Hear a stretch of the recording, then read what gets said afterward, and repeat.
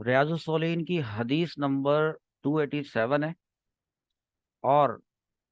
ترمذی شریف میں اس کا جو حوالہ ہے وہ 1159، یہ آپ دیکھ رہے ہیں یہاں پر۔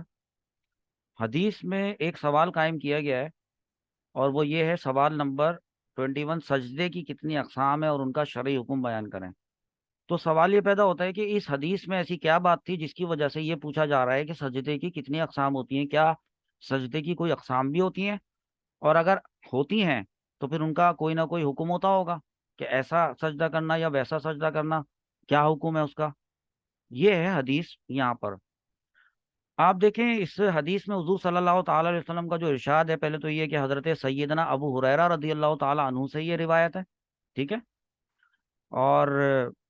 یہ فرماتے ہیں کہ حضور صلی اللہ تعالی علیہ وسلم نے فرمایا، اگر میں کسی شخص کو کسی کے لیے سجدہ کرنے کا حکم دیتا، دیا نہیں، اگر دیتا، تو میں عورت کو حکم دیتا کہ وہ اپنے شوہر کو سجدہ کرے،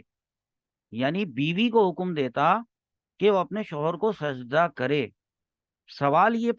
آپ نے پوچھا ہے کہ سجدہ کتنی اقسام کا ہوتا ہے، وہ تو ابھی جواب دیں گے، لیکن امپورٹنٹ ترین بات آپ اس میں نوٹ کریں کہ حضور صلی اللہ تعالی علیہ وسلم نے یہ نہیں فرمایا ہے کہ اگر اللہ تعالیٰ کسی کو حکم دیتا سجدے کا، یہ فرمایا ہے کہ اگر میں کسی کو سجدے کا حکم دیتا، یہاں لکھا ہے کہ اگر میں کسی کو کسی کے لیے سجدہ کرنے کا حکم دیتا، تو اس کا مطلب یہ ہے کہ اللہ تعالیٰ نے اپنے پیارے محبوب نبی صلی اللہ تعالی علیہ وآلہ وسلم کو یہ شارع بنا کے بھیجا ہے، شارع بروزن فاعل، کہ حضور صلی اللہ تعالی علیہ وآلہ وسلم کو یہ اختیار ہے کہ وہ شریعت میں کسی چیز کو نافذ کر سکیں، کریں، اور کی اللہ تعالیٰ نے حضور صلی اللہ تعالی علیہ وسلم کو جو جو ذمہ داری دے کر بھیجا، بخوبی آپ نے اس کو انجام دیا، اور ساتھ میں فرمایا ہے کہ میں نے دیا تو نہیں ہے سجدہ کرنے کا حکم، اگر دے دیتے حضور صلی اللہ تعالی علیہ وسلم تو وہ عورتوں پر فرض ہو جاتا۔ اس سے حضور صلی اللہ تعالی علیہ وآلہ وسلم کی عظمت اور شان ظاہر ہوتی ہے۔ جی، دوسری امپورٹنٹ بات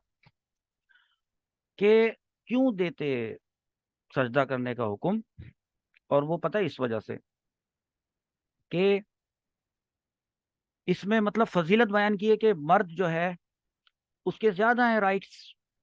ٹھیک ہے، اور عورت جو ہے وہ اپنے شوہر کے احسانات کا شکر ادا کرنے سے عاجز ہے، سے مراد یہ ہے کہ مشکل ہے اس کے لیے کہ وہ کرے اپنے شوہر کے احسانات کا۔ جو اچھے شوہر ہیں نا، انہی کی بات ہو رہی ہے، جی، جو دین کے مطابق چلتے ہیں اپنی بیوی کو لے کر، اور اپنی بیوی کے حقوق کا خیال رکھ کے چل رہے ہوتے ہیں نا، انہی کی بات ہو رہی ہے، جی نا۔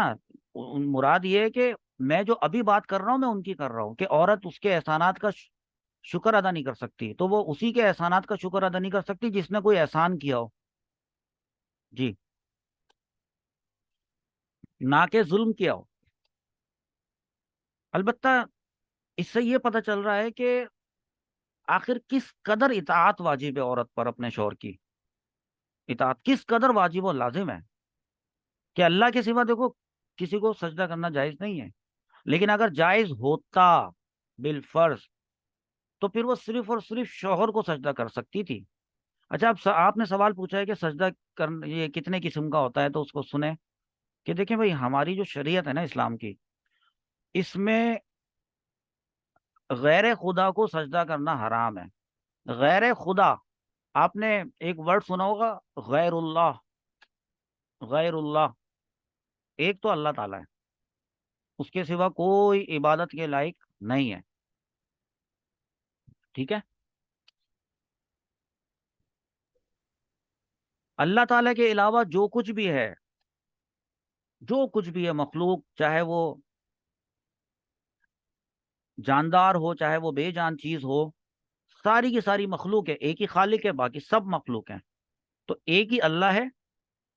اور باقی سارے کیا ہوئے؟ غیر اللہ، سب کچھ غیر اللہ ہے، اللہ کے سوا سب کچھ غیر اللہ ہے، کسی کو غیر خدا بھی کہتے ہیں۔ تو اللہ کے سوا کسی کو سجدہ کرنا یہ تو حرام ہے، لیکن کون سا سجدہ؟ سجدے کی تو دو اقسام ہوتی ہیں، سجدے کی دو اقسام ہوتی ہیں، ایک ہوتا ہے سجدہ عبادت، جو کہ عبادت کی نیت سے کیا جاتا ہے، اور ایک سجدہ وہ ہوتا ہے جو کہ سجدہ تعظیم کہلاتا ہے، جو کہ عزت ظاہر کرنے کے لیے کیا جاتا ہے۔ سجدہ عبادت اگر کسی نے اللہ کے سوا کسی اور کو کر لیا تو یہ کفر ہے، کفر، بس کفر، فوراً دائرہ اسلام سے خارج ہو جائے گا۔ جو شخص دائرہ اسلام سے خارج ہو جاتا ہے، کوئی ایسا کام کر بیٹھے جیسے کہ ابھی میں نے بتایا، عبادت والا سجدہ کر بیٹھے، دیکھا ہوگا نا قبروں وبروں پہ مزاروں پہ جا کے سجدے کر رہے ہوتے ہیں، ان سے اٹھا کے پوچھ لو تو وہ بتا دیں گے ان کی کیا نیت ہے، کہ کس لیے کر رہے تھے وہ وہاں پر سجدہ۔ تو اگر اس نے عبادت کی نیت سے سجدہ کیا تھا تو وہ اسلام سے خارج ہو گیا، اور جو اسلام سے خارج ہو جاتا ہے اس کو مرتد کہتے ہیں، میم را پیش مرتا، دال زبر تد، مرتد۔ جی، شادی شدہ تھا تو نکاح ٹوٹ گیا، اب تجدید ایمان کرے گا، اور تجدید نکاح بھی کرے گا، نئے حق مار کے ساتھ دوبارہ شادی کرے گا اسی سے۔ دوسرا سجدہ ہوتا ہے وہ سجدہ تعظیم ہوتا ہے، یہ دراصل پہلے زمانوں میں پچھلی امتوں میں ہوا کرتا تھا، جی، وہ جائز ہوا کرتا تھا، لوگ کرتے تھے، تعظیم والا سجدہ کرتے تھے، لیکن شریعت محمدی صلی اللہ علیہ وسلم میں سجدہ تعظیم کرنا حرام ہے، جی، کافی چیزوں کو حرام قرار دیا، قتل، کسی مسلمان کو قتل کرنا حرام ہے، زنا کرنا حرام ہے، شراب پینا حرام ہے بالکل، یہ بھی سجدہ تعظیم کرنا یہ بھی حرام ہے، لہذا آپ کسی قسم کا سجدہ، دو قسم کے سجدے ہوتے ہیں، دونوں میں سے کوئی سجدہ بھی کوئی نہیں کر سکتا۔ ہاں، ذکر اس وجہ سے کیا ہے کہ شوہر کے بہت زیادہ مراتب ہیں، ہاں، یہ بات ہے۔ میں نے آپ لوگوں سے ایک بات کہی تھی اور آپ کو ایک ٹاسک دی تھی میں نے کرنے کے لیے، تمام میرے جتنے بھی آن لائن اسٹوڈنٹس ہیں ان سب کو، اور میں نے یہ کہا تھا کہ دیکھیے، حدیث کا ایک ایسا رجسٹر بنائیں، یا اپنی کوئی امپورٹنٹ ترین جو ڈائری آپ کی عزیز ڈائری ہوتی ہے اس کے اندر آپ تمام صحابہ کرام کے نام لکھنا شروع کر دیں، جی جتنے سر جتنے میں لکھ سوالات رہی ہوں۔ کے، جتنے جتنے صحابہ کرام کے آپ کو نام یاد ہیں وہ آپ وہاں پہ لکھیں، رضی اللہ تعالی عنہ لکھیں، اور اس کے بعد پھر آپ کی یادداشت کے مطابق کے جتنے صحابہ کرام جب ختم ہو جائیں گے تو پھر آپ یہ جو ریاض الصالحین کتاب یا حدیث کی اور کوئی کتاب پڑھیں، جب آپ کے سامنے کوئی حدیث آ جائے تو آپ نے کیا کرنا ہے کہ دیکھنا ہے کہ وہ حدیث جن راوی صحابی رضی اللہ تعالی عنہ سے مروی ہے، آپ نے ان کا نام، اس اگر آپ کو لگتا ہے کہ وہ آپ کو نام نیا ہے اور آپ نے پہلی مرتبہ ان صحابی کا نام سن رہے ہیں اس حدیث میں، تو آپ اس رجسٹر کے اس پیج پہ یا ڈائری کے اس پیج پہ جو لسٹ آپ نے بنائی ہے اس میں نوٹ کر لیں۔ اس طرح صحابہ کرام کے ناموں کی ایک لمبی طویل فہرست آپ کے پاس جمع ہو جائے گی، اور صحابہ کرام کے ناموں کی تعداد میں آپ کے پاس اضافہ ہوتا چلا جائے گا، جیسے کہ یہ جو حدیث ہمارے پاس آئی ہے، حدیث نمبر 289 ریاض الصالحین کی سامنے، اور اس کا جو حوالہ ہے وہ صحیح کتاب سنن ترمذی، اس سے یہ 1174 1174، اس حدیث کے جو راوی ہیں وہ حضرت معاذ بن جبل رضی اللہ عنہ ہیں۔ تو اگر کسی نے اس سے پہلے حضرت معاذ بن جبل رضی اللہ تعالیٰ عنہ کا نام اس کو نہیں معلوم تھا تو اس کو چاہیے کہ وہ اس فہرست میں اس کا اضافہ کر لیں، اور جن کو پتا تھا تو وہ تو لکھ ہی چکے ہوں گے۔ حدیث کے الفاظ، اچھا سوال کیا قائم کیا گیا ہے، پہلے سوال دیکھ لیتے ہیں۔ یہ لکھا ہے نمبر 22، حور عین سے کیا کون مراد ہے؟ کچھ کہتے ہوں گے آئین، یہ آئین نہیں ہے، عین ہے، آئین کے نیچے زیر ہے، تو حور عین سے کون مراد ہے؟ ابھی بتاتے ہیں کون مراد ہے، حدیث پڑھ لیتے ہیں پہلے، پہلے پڑھیں دیکھیں کہ حضرت معاذ بن جبل رضی اللہ عنہ سے روایت ہے کہ نبی اکرم صلی اللہ علیہ وسلم نے فرمایا، جو عورت بھی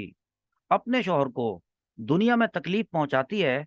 تو جنت کی بڑی آنکھوں والی حوروں میں سے اس کی بیوی، اس کا مطلب ہے کہ جنت کی جو بڑی آنکھوں والی جو حوریں ہوتی ہیں نا،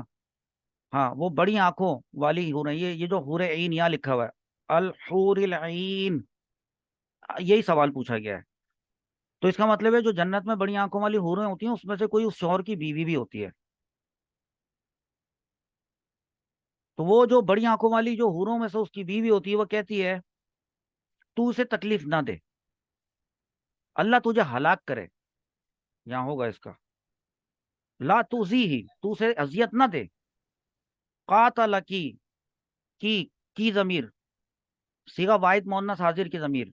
قاتلک اللہ، اللہ تجھے ہلاک کرے، کہ یہ تو یعنی وہ آدمی، یہ تو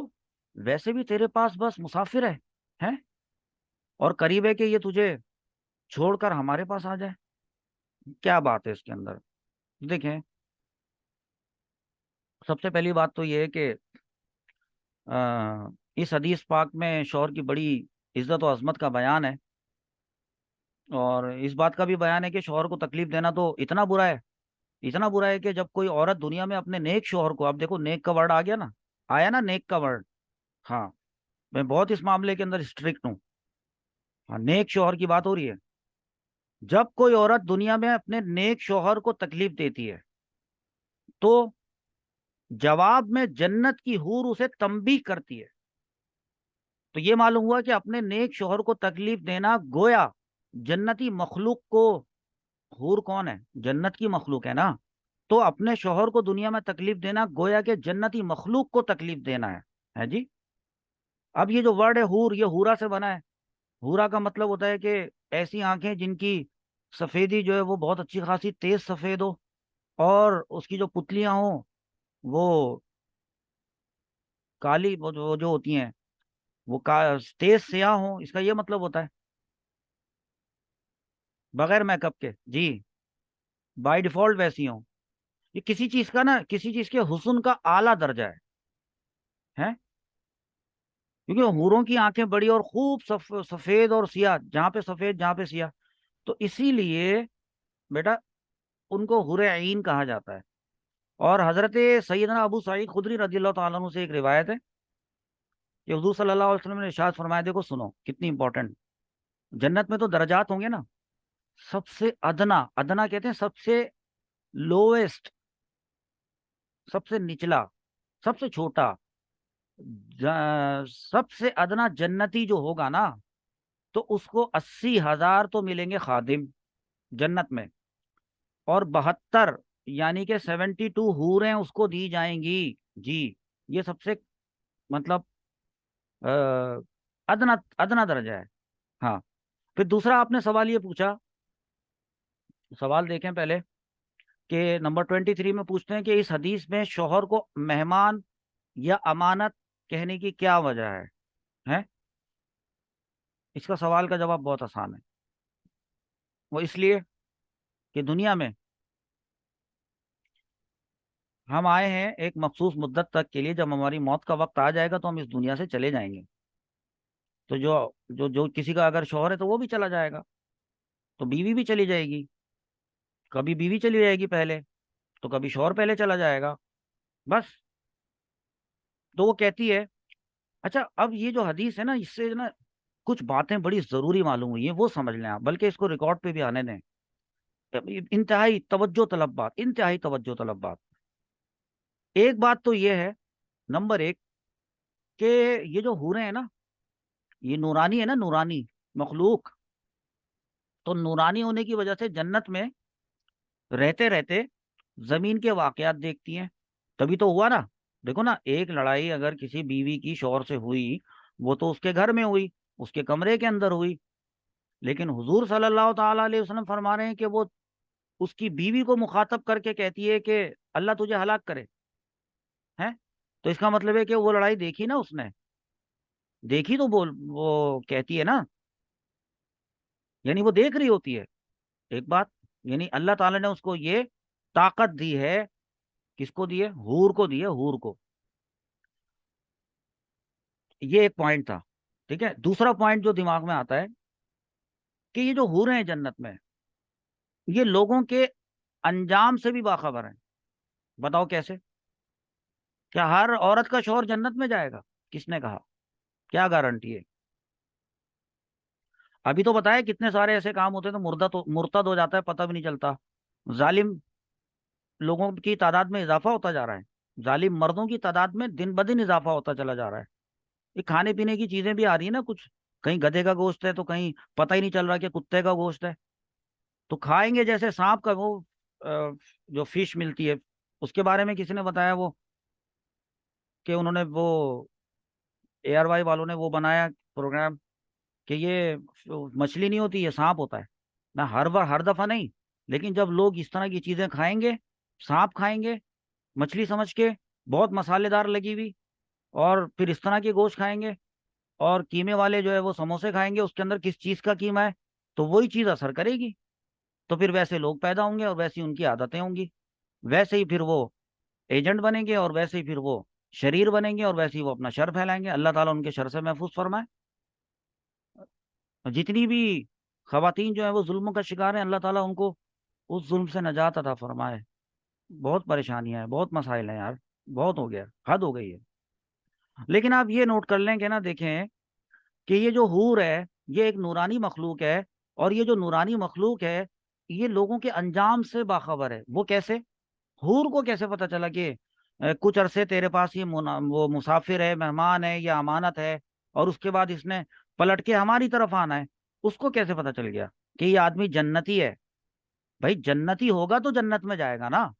تو جنتی ہونے کا فیصلہ تو بعد میں ہوگا. بھائی پتا تو اللہ تعالیٰ کو سب کا ہے کہ کون جنتی ہے اور کون جہنمی. تو اللہ تعالیٰ نے کو جو پتا ہے، جو اللہ تعالیٰ کو علم ہے، کیا اللہ تعالیٰ نے کسی کو دیا ہے؟ اللہ تعالیٰ کی مرضی. دیا ہے تو دیا ہے،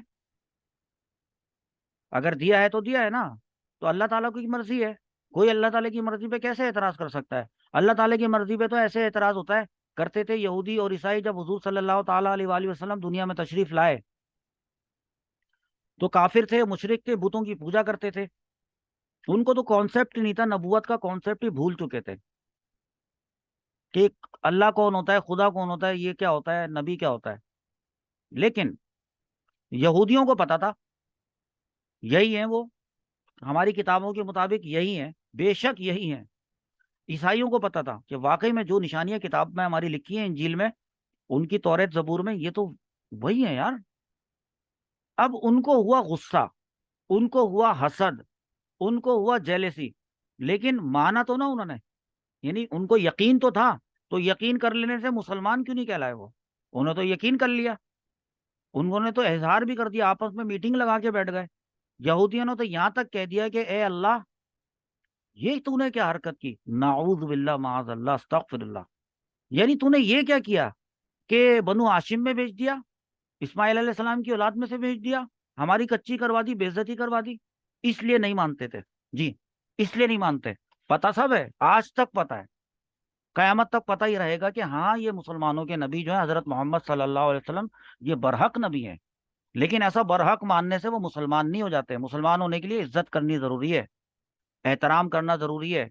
حضرت محمد صلی اللہ علیہ وسلم کا. جی، ان کی برائی کرنے سے مسلمان نہیں ہوتا. جی خیر، اب یہ دیکھیں نا کہ اللہ تعالیٰ نے اگر حوروں کو یہ خبر دی ہے کہ کون جنتی ہے، تو تبھی تو حضور صلی اللہ تعالیٰ علیہ وسلم کا فرمان ہم کیسے کہہ سکتے ہیں کہ غلط ہو سکتا ہے؟ کبھی بھی نہیں. حضور صلی اللہ تعالیٰ علیہ وآلہ وسلم فرمایا کہ وہ حور یہ کہتی ہے تو بس کہتی ہے، اس کو پتا ہوتا ہے نا کہ جنتی ہے. تبھی تو یہ دو باتیں پتہ چلی کہ فلانا مومن جو ہے نا وہ تقوی کی حالت میں ایمان پہ اس کا خاتمہ ہوگا. اور بھی سنیں، حوریں بھی تو الگ الگ درجات میں ہوتی ہوں گی نا، ہے کہ نہیں؟ جیسے ابھی بتایا نا 72 حوریں ملیں گی، تو کسی کو 72,000 بھی ملے گی. تو یہ پتا چلا کہ حوروں کو لوگوں کے مقام کی بھی خبر ہے، کہ جنت میں جب وہ آئے گا نا، تو وہ کون سے مقام پہ ہوگا، ادنا درجے میں ہوگا، بگنر لیول پہ ہوگا، انٹرمیڈیٹ ہوگا، ایڈوانس ہوگا، کہاں ہوگا، ہے کہ بعد قیامت یہ جنت کے فلاں فلاں درجہ میں رہے گا، یہ بھی پتا ہے حوروں کو. تبھی تو یہ حدیث، اس حدیث کے یہ الفاظ کہہ رہا ہوں میں، اپنے پاس سے کہاں لا رہا ہوں، سوچئے، پڑھیے حدیث کو، سامنے رکھتا ہوں یہاں پہ، پڑھتے ہیں، بہت مرتبہ پڑھیں، آپ کے پاس لکھی ہوئی بھی ہے. اور چوتھی بات وہ یہ ہے کہ وہ جو حوریں ہیں، وہ انسانوں میں جو ان کا شوہر ہے نا، جو انسانوں میں شوہر ہے ان کا، اس کو جانتی بھی ہیں، اس کو پہچانتی بھی ہیں. اور یہ اچھا، یہ ایک بات ہی ہو گئی، جانتی پہچانتی ہیں، تبھی تو وہ کہہ رہی ہیں کہ تو اسے تکلیف نہ دے، یہ تو ویسے بھی تیرے پاس بس مسافر ہے، قریب ہے کہ یہ تجھے چھوڑ کر ہمارے پاس آ جائے جب اس کا انتقال ہوگا. اور پانچویں بات یہ پتہ چلتی ہے کہ دیکھو، آج بھی جو حوروں کو ہمارے دکھ سے دکھ پہنچتا ہے، یعنی مطلب ہمارے دکھ سے مراد یہ ہے کہ کسی شوہر پر جب اذیت ہو رہی ہو، ہوتی ہیں بیویاں بھی بہت ساری ایسی ہوتی ہیں، بدتمیز ہوتی ہیں، تو ان کو دکھ پہنچتا ہے، اس کا مطلب ہے نا بھائی ہمارے جو مخالفت کرنے والے لوگ ہوتے ہیں، جو ہمارے مخالف ہوتے ہیں، ان سے وہ ناراض ہوتی ہیں۔ اس میں صاف صاف اللہ تجھے ہلاک کرے یہ والے الفاظ ناراضگی کا اظہار ہے۔ جی، اب سوچو ذرا بھائی، دماغ چلاؤ کہ جب حوروں کا یہ علم کا عالم ہے، حوروں کے علم کا یہ حال ہے، تو حضور صلی اللہ تعالی علیہ وسلم جو کہ تمام مخلوق کے سب سے بڑے عالم ہیں، تو ان کے علم کا کیا عالم ہوگا؟ نہیں ہوگا۔ یہ بات اگر کسی کو اچھی نہیں لگی تو وہ پھر اب سوچ لے، اور جس کے دل کو یہ جان کر بڑی خوشی ہوئی ہے تو پھر سمجھ لے کہ حضور صلی اللہ تعالی علیہ وسلم کو بھی خوشی ہوئی ہے اس کی اس بات سے کہ اس کو خوشی ہوئی ہے۔ جی، کیونکہ حضور صلی اللہ تعالی علیہ وسلم کو کیسے پتا کہ حوروں میں سے یہ حور ایسا کہتی ہے؟ جی، اچھا، کلام کا بھی پتا ہے، یہ کلام ہے، وہ جو کہتی ہے حور، وہ ایک کلام ہوا نا، تو گویا کہ وہ ایک کلام ہے، گفتگو۔ حضور صلی اللہ تعالی علیہ وآلہ وسلم تو جنت کے حالات بھی جان رہے ہیں، اور حوروں کے کلام سے بھی، ان کے الفاظ سے بھی واقف ہیں۔ جی، کیونکہ وہ تو حور ہے اور یہ حضور ہیں صلی اللہ علیہ وسلم۔ جی، سمجھو اس بات کو۔ خیر، ہر حور دنیا کے ہر گھر کے ہر حال سے خبردار ہو یہ ضروری نہیں ہوتی، مگر یہ کلام وہی حور کرتی ہے، دیکھو بھائی، جس کا وہ شوہر ہوتا ہے۔ ٹھیک ہے، تو یہاں پر میں نے آپ کو حور عین کا مطلب سمجھاتے سمجھاتے سمجھاتے میں نے آپ کو حضور اکرم صلی اللہ تعالی علیہ وآلہ وسلم کی ایک بہت بڑی شان بیان کر دی۔ میں اللہ تعالیٰ سے دعا کرتا ہوں کہ اسی طریقے سے اللہ تعالیٰ مرتے دم تک مجھے اپنے پیارے نبی حضرت محمد صلی اللہ تعالی علیہ وآلہ وسلم کی شان کھول کھول کر بیان کرتے رہنے کی توفیق عطا فرمائے، اور میرے جو جتنے بھی آڈینس ہیں، فالوورز ہیں، ان سب کو یہ توفیق عطا فرمائے کہ وہ ان لوگوں سے بچیں جو حضور صلی اللہ تعالی علیہ وآلہ وسلم کی کچھ ایسی احادیث جس میں سمجھنے کی ضرورت ہوتی ہے، جس کی تفسیر کی ضرورت ہوتی ہے، جس کی تشریح کی ضرورت ہوتی ہے، لیکن ایٹ اے گلانس ایسا لگ رہا ہوتا ہے کہ جیسے کہ سخت بات ہے، اور وہ لوگوں کے دلوں میں جو ہے وہ حضور صلی اللہ تعالی علیہ وسلم کے خلاف ایسا کر رہے ہیں۔ تو اللہ تعالیٰ ہمارے آڈینس کو، فالوورز کو، اور بلکہ دنیا کے تمام مسلمانوں کو، حضور صلی اللہ تعالی علیہ وسلم کے تمام امتیوں کو ایسے شر پسند عناصر سے کہ شر سے محفوظ فرمائے، اور حضور صلی اللہ تعالی علیہ وآلہ وسلم ایسا بنا دے کہ آپ عہد کر لیں، آج عہد کر لیں، لکھ لیں۔ میں نے آج لکھوایا تھا ان لوگوں کو، میں آپ کو لکھا ہوا بھیجتا ہوں، میں ابھی بھیجتا ہوں، پورا سنٹینس ہے، اگر سن کے لکھنا ہے تو لکھ لیجئے گا، ابھی نہیں، جب سن رہے ہو، کہ میں عہد کرتا ہوں یا کرتی ہوں کہ آج کے بعد زندگی میں کبھی بھی اپنے پیارے نبی حضرت محمد صلی اللہ علیہ وسلم کے خلاف ایک لفظ بھی برداشت نہیں کروں گی، یہ بات۔ وما علینا الا البلاغ المبین، سبحانک اللہم و بحمدک، لا الہ الا انت، استغفرک و اتوب الیک۔